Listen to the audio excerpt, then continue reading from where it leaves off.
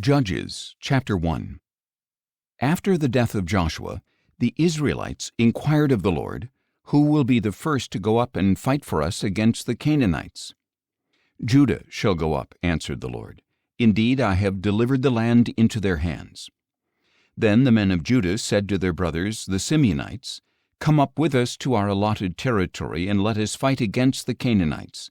And we likewise will go with you to your territory." So the Simeonites went with them.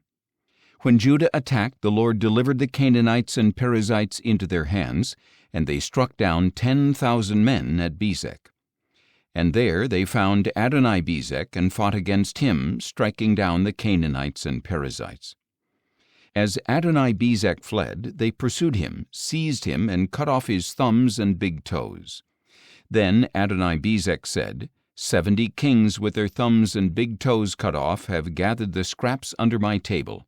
As I have done to them, so God has repaid me. And they brought him to Jerusalem, where he died. Then the men of Judah fought against Jerusalem and captured it. They put the city to the sword and set it on fire. Afterward the men of Judah marched down to fight against the Canaanites living in the hill country in the Negev and in the foothills. Judah also marched against the Canaanites who were living in Hebron, formerly known as Kiriath Arba, and they struck down Sheshai, Ahiman, and Talmai.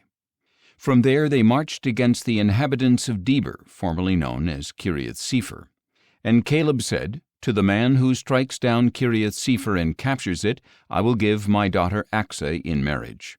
So Othniel, son of Caleb's younger brother Kenaz, captured the city, and Caleb gave his daughter Achsah to him in marriage. One day Achsah came to Othniel and urged him to ask her father for a field. When she got off her donkey, Caleb asked her, "What do you desire?" "Give me a blessing," she answered. "Since you have given me land in the Negev, give me springs of water as well."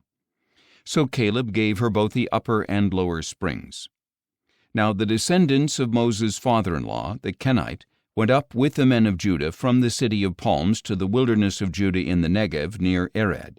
They went to live among the people.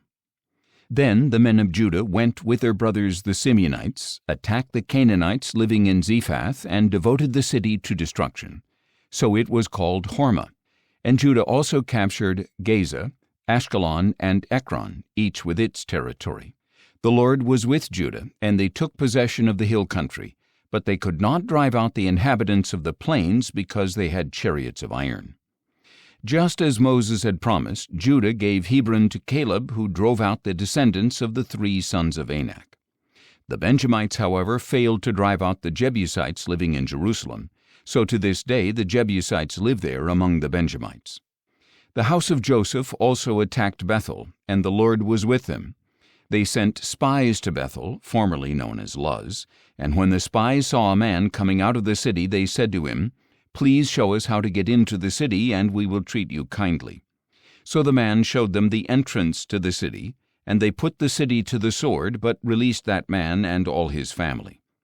And the man went to the land of the Hittites, built a city, and called it Luz, which is its name to this day.